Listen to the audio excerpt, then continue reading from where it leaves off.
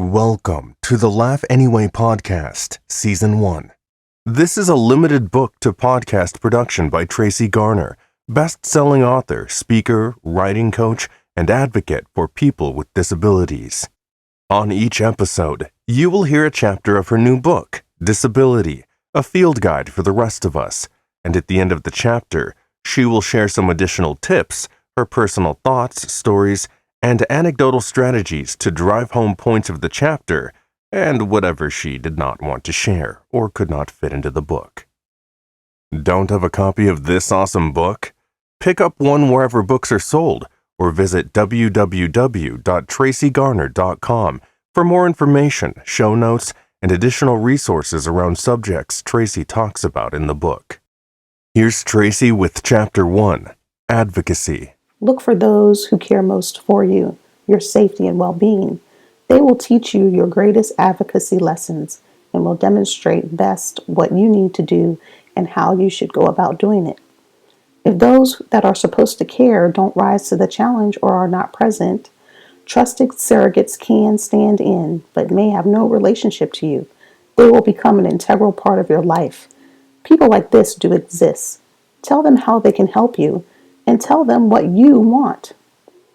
Advocacy is more than just participation in systems that affect your life, options, and equity. Learn components of compelling storytelling, but tell the truth about how you are treated, how you feel, and what you need to be successful.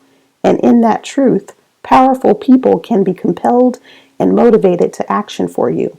If you don't care, why should they? I credit 3 really important things that were most impactful in helping me find my voice. The first 2, state-run programs called Partners in Policy Making, or PIP, and the Youth Leadership Forum, YLF, Virginia. And the other, my parents, who would be my first demonstration of what advocacy was all about. PIP is a leadership and advocacy training program that teaches individuals with developmental disabilities and parents of children with disabilities to become community leaders and catalysts for systems change in their local community. By walking along this path, participants learn how to obtain the best available services for themselves, their loved ones, and others. Based on a national model, the overall goal of Partners is to develop productive partnerships between people who need and use services and those in a position to create policies and laws.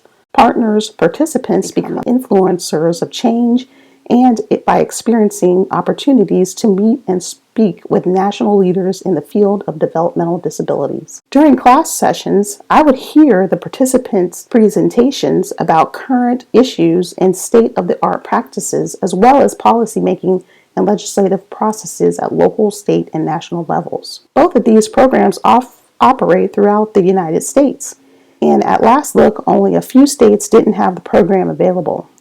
Their mission was rather simple, and some had anywhere from 5 to 10 important modules that included advocacy, working with your local legislators, and understanding the laws and rights of people with disabilities, as well as an overview of histories that got us to where we are today. My personal favorite and most impactful component of the programs was understanding how to tell a story. One of the benefits of the program wasn't just the content, but that we, self-advocates, which was the category I fit into, about to go into my second year of college at the time, were mixed with parent advocates. I thought it a good idea later in hindsight for parents of children with physical and intellectual disabilities to witness the future through me and to see what could be when your parents supported and advocated for you. My mom often went with me, but by this time I was up and ready to go to meetings, and she had no real interest in the sessions.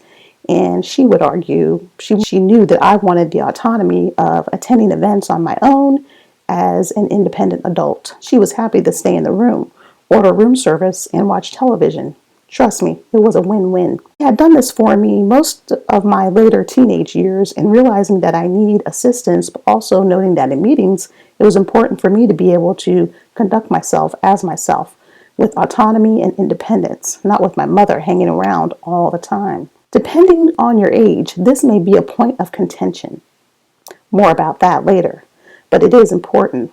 There are often always more parents taking part than self-advocates, and it's probably because many self-advocates fall into a couple of categories in that they may not ask for support, they may not want to attend, or they may not know how important it is.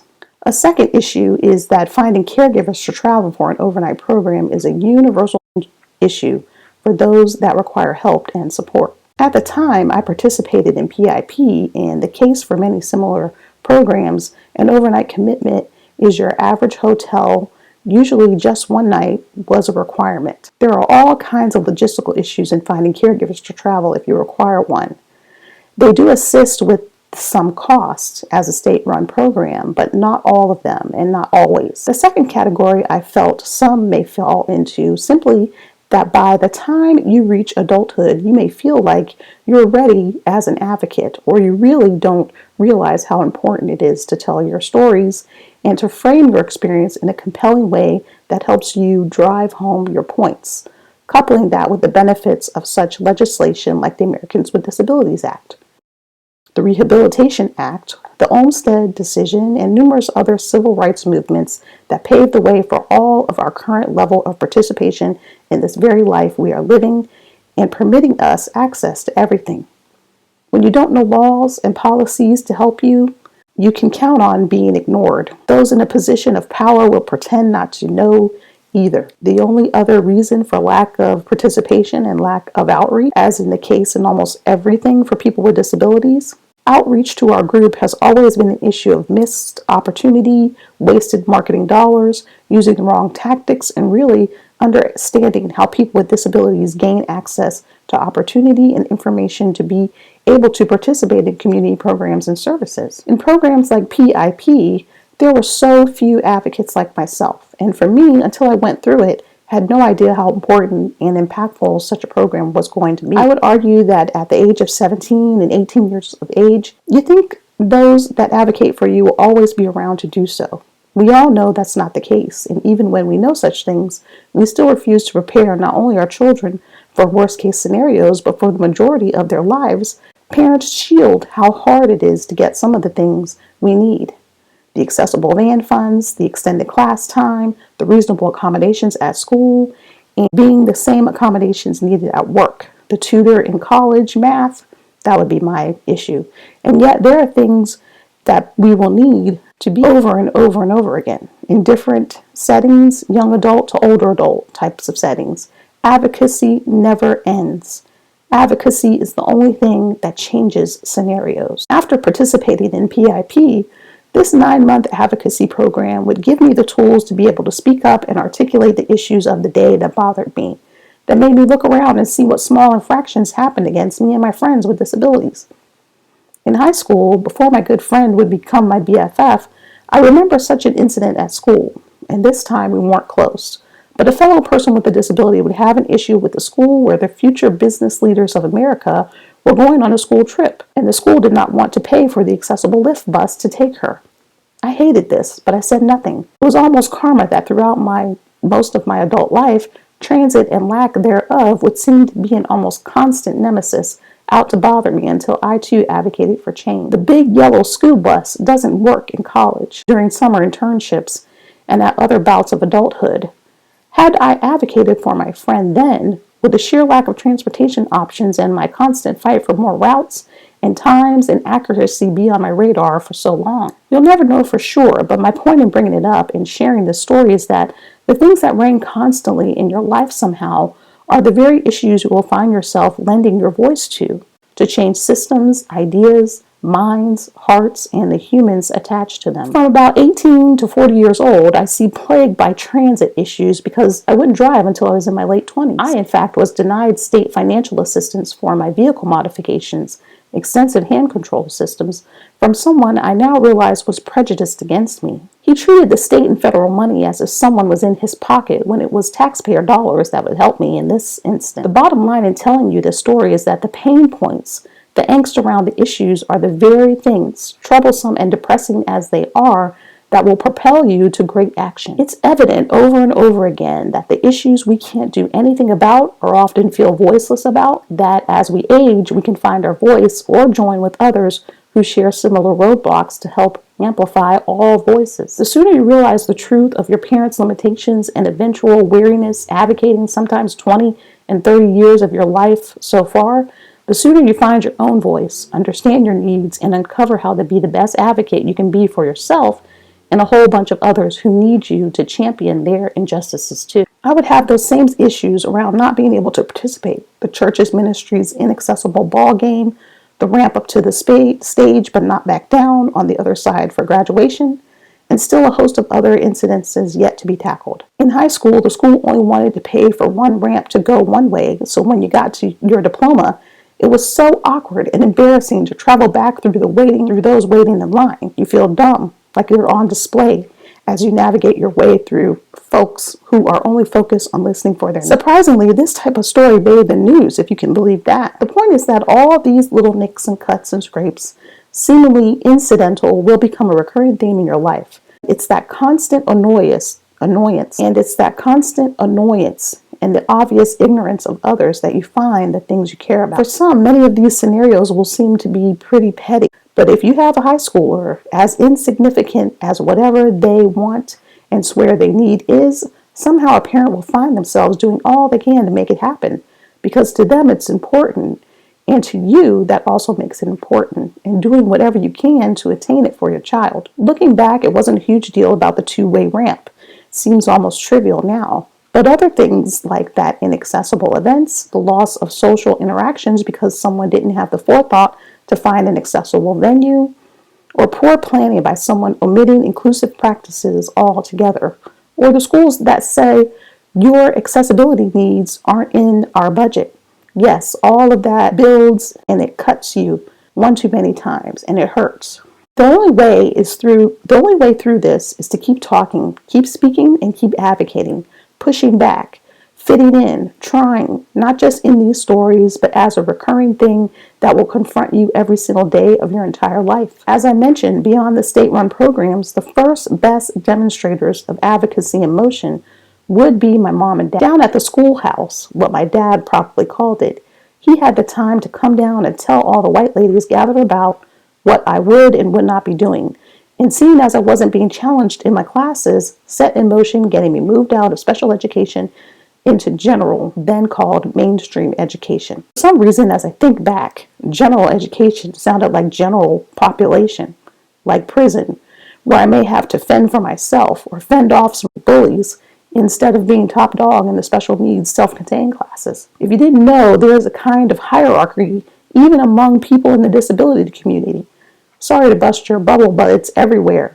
Race and class and gender and ethnic disparities have nothing on born with and acquired disability groups. And yes, it's sad. If you haven't seen this, you will eventually, and you'll have to chalk it up to just another crazy thing among human beings. In essence, however, it says that those who acquire their disability have some issue with those like me who were born with their disability, or it may be the other way around. It's pure silliness, really, but it does exist, and I personally never recognized it was a thing until I got older. As far as not really trying in my early years, I didn't feel like I wasn't trying. I just never thought about it. It didn't matter to me enough. But looking back, I'm so glad for my parents who recognized what my dad might call the okie doke being pulled over on me and my family, and as such, took action and got me where I needed to be. It would make all the difference in my future. I didn't really think of myself as pretending in those special needs classes, only that it didn't seem that hard, and maybe in kindergarten you simply lack ambition.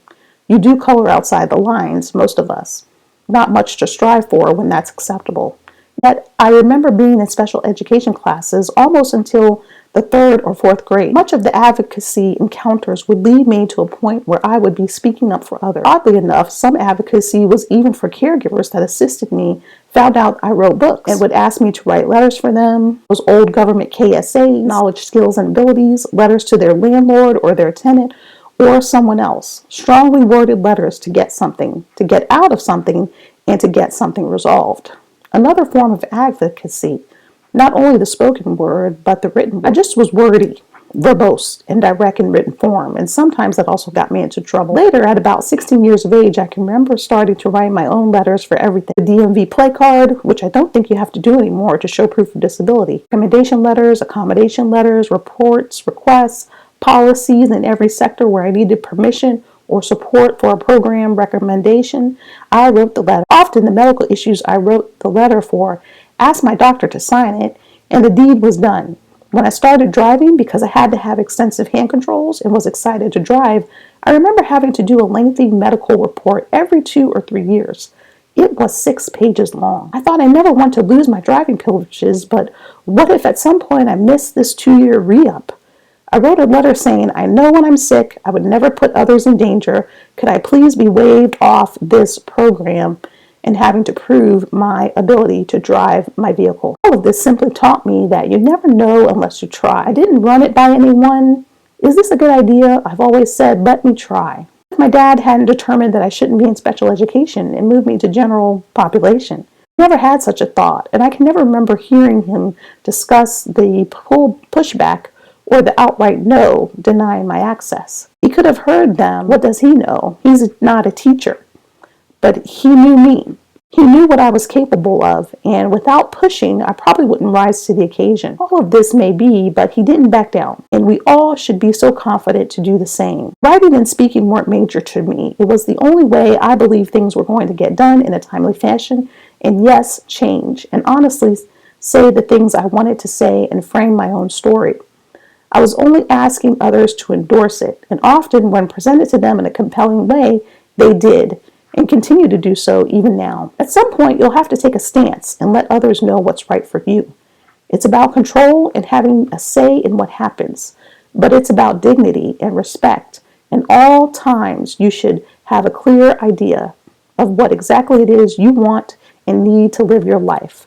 No one should deter you from making that happen, and only you will know what needs to be said for your situation. Say it for them. Look it up and see what was said already, history to build on it and get further than those before you. State your case. Accept no no's for their final answer. Keep trying. Get their endorsement and bring others along with you. At least 35 states have partners in policy-making programs, and the core values largely say the same things. People with disabilities are people first. They are not handicapped or the disabled. Using people first language is a must. People with disabilities need real friendships, not just relationships with paid staff. People with disabilities are entitled to the full meaning of the First Amendment right to freedom of speech. The ability to communicate in whatever form and must be available to every person with a disability. People with disabilities must be able to enjoy full mobility and accessibility that allows active participation in community life. People with disabilities must be assured continuity in their lives through families and neighborhood connections. People with disabilities need to be in positions to negotiate to have their wants and needs met. People with disabilities must be able to exercise choice in all areas of their lives. People with disabilities must be able to live in the homes of their choices with the supports they need. And people with disabilities must be able to enjoy the benefits of true productivity through employment and or contributions as members of their community. Take action. What are the issues of the day that resonate with you? Are you speaking up? What did you speak up about today?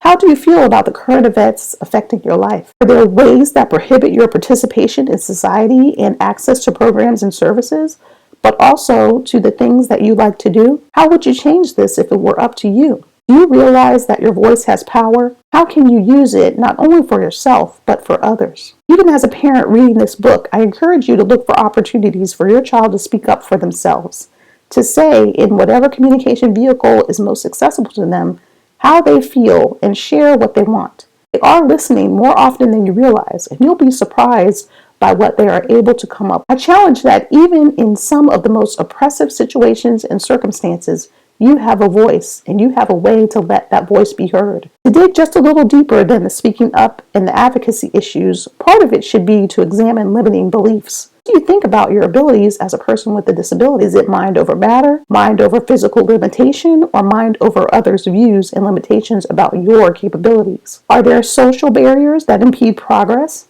How can you fix them? Why do they exist? Has something changed that makes the barriers antiquated and obsolete? What is a way around those barriers? What state of my life speech would you give if you had to give public testimony to leaders in a position to create change for you and others? What are you asking people in a position of power to do? How will the change you seek help you in the long run? Try preparing a speech or short talk before a trusted audience of your family and close friends. Ask for feedback in how you sound. Ask them how you can improve key points in your message and if your story was compelling to them, and could they empathize with your experience? A word about medical professionals and practitioners. While I've talked largely about advocacy in a more general setting of speaking up for yourself, I'd be remiss not talking about the issues we face in the medical sector. Medical issues as a person with a chronic condition will seem like a full-time job. You may even opt not to participate, but I'll tell you right now that if you want to live a full life, canceling the chronic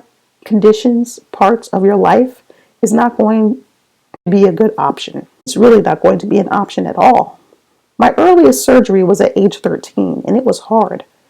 I'd had another smaller surgery for kidney stones, and that was in my 30s, and a colon surgery in my late 30s due to something that was believed to have occurred as a result of the kidney stone surgery. All that to say, how you feel, how you will be treated, and the morale issues around mounting medical care bills and the defeat that you feel doctors are not listening to you is real.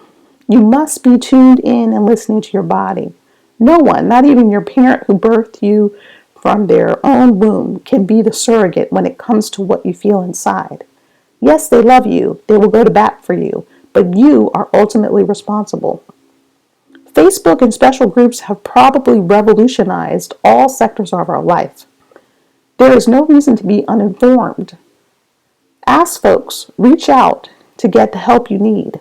One thing that inhibits so many of us is that we're firstly afraid often to fire our doctor. Sadly, I've heard some parents beg pediatric doctors to keep their children on into adulthood just because they know them so well. Yet the child has moved on to very adult problems despite the issues related to their intellectual capacity.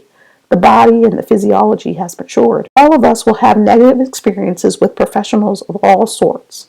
But by coming together through research and asking others with disabilities similar to your own, you will find the information you are going to desperately need to handle the issues. Unfortunately, I liken this very issue to my van, affectionately known as Sylvie. It's original, not quite.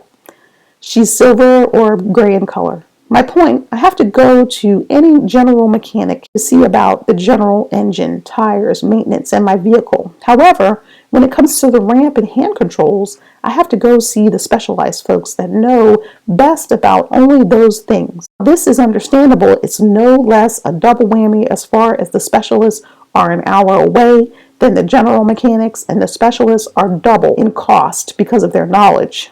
It's just going to be the same for your body. Disability complicates medical matters and will get on your nerves sometimes. One thing I learned about my own medical condition is that I cannot have office procedures. I can't have your run-of-the-mill in-office procedures because the equipment that I need, the extra doctors and others who are available to assist are not in the doctor's office. The doctor commented to me that you need a team. A team might be 2 folks, but it sounds very alarming. A team dedicated to the breathing, another to the pulmonary issues, and other team members for this and that. At some point, you start to feel like a conjoined twin preparing for separation. Disability has doctors, and your regular bodily issues has doctors. There is no separation happening, but there are almost 2 systems to address. Regular you and you with the disability will have to learn to coexist forever, and some procedures in life will be just a little more involved, a little more headache-inducing than others. But arming yourself with information will make all the difference each and every time. Here's Tracy with her thoughts on advocacy. Chapter about advocacy. I'm Tracy Garner, first of all, introducing myself and getting new to the podcast arena. It's always been a little dream of mine to record my own chapters, only for this nonfiction book. I don't think I'll be doing others in the future, but I do enjoy it. And hope the voice isn't too wonky for you to listen to another 7 or 8 chapters that I'm going to go through. But first of all, what I wanted to say about advocacy is one of the main points that I want to drive home is how important it is for everyone to have a solid foundation and really have someone model for you what that looks like. I mentioned my dad and that he modeled advocacy for me, talking to those teachers. And here comes this big black guy coming to these teachers. Mostly I lived in Virginia, Northern Virginia suburbia. So it was a predominantly white community that I was living in at the time. And my dad coming down to the school, to this day and age, it'd probably be totally different. But 30 years ago, really almost 40 years ago, honestly, in elementary school, it was just a different scenario. And so I think that he probably demanded that I be given an opportunity to be in regular general education classes. And so I never, ever thought about that or what he might have thought or what he went through, or if he had even a discussion with my mother about what they were going to do for me and how they were going to support me. Always that they would, of course, support me, but I didn't know what that meant as far as getting me on the right path. And so I think that that is just something that more parents should discuss and really think about, saying, what can we do to support? And I know people are so busy and parents don't always have the opportunity to be hands-on, but it is to the betterment of your child and their survival to get them in the right place. So I can't stress that enough. The second thing I would drive home is that I'm really always bummed when I think about how I couldn't support my friend. It wasn't my battle in high school I wasn't in Futures Business Leaders of America. I wasn't smart enough, or I probably was, but nobody ever invited me to some of the other classes, the AP classes. My friend was super smart. And honestly, there was a little bit of resentment there. Me and my friend, we were friends now. She's actually deceased.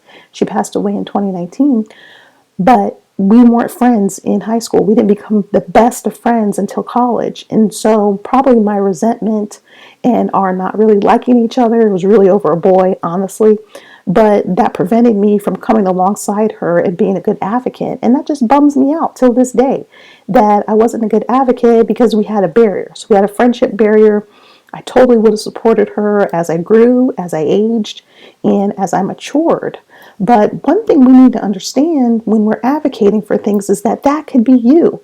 I would have such a hard time with transportation everywhere I went, and even learning to drive and being denied by a case manager like almost 5 times over the course of probably 5 or 6 years. I was denied the modifications to my vehicle. And finally, I got a new case manager, which I'll talk about later in the book, to assist me, and got rid of my old case manager. I think he actually retired, so I don't even feel like I really got rid of him. But I did pray that, something would break, and he was moved, and a new case manager. As soon as the new case manager came, I was approved. And he did I think he was, because he was new, he was a little green, but he got it on through. And I just remember that situation. My point is that you never know what you're going to face. And if you can help someone in their advocacy journey and advocate for them and be their voice, you'll be much better prepared for all the future battles that come your way. And so that is so important. Had I learned to help her to get the bus, and honestly, when friend died in high school. I remember her name was Melinda Lawrence, and she died in high school. She had a form of muscular dystrophy like me. I could not attend her funeral because we were in school at the time and both my parents were working. That was absolutely devastating to me. My mother probably thinks I still will never forgive her for not coming to pick me up. Certain kids could go because they were ambulatory and they were able to get in a regular car and somebody volunteered to take them. Me, I used a wheelchair. I could not be transferred. I was overweight, and that was just devastating that I couldn't participate. So all of these little things gave me the determination to drive and do what I needed to do, but just getting those experiences earlier, and you never know how impactful some of the things that occur are on you until you think back on them and you look back on them. So you should be there for your friends no matter what age you are, because it's important, and it's important to be a good friend and to support them. I wasn't in FBLA, like I said, and I couldn't go, but I could still help raise a ruckus because we were some rebel rousers back then, advocating for every little thing that we wanted. And then you never know when you're going to need the same assistance, the same help. It would have been great. I had my dad when I was going up from my van, but since he's passed away, it is solely me doing so much advocacy work for myself and for others. It's a great feeling, but it's also tiring and it can be lonely. So those are my takeaways from the advocacy chapter. Keep listening. Our next chapter is in employment, and I'll see you. Give some commentary, leave a message or a note or comment on the page for this podcast, and I'll see you next time. Bye bye.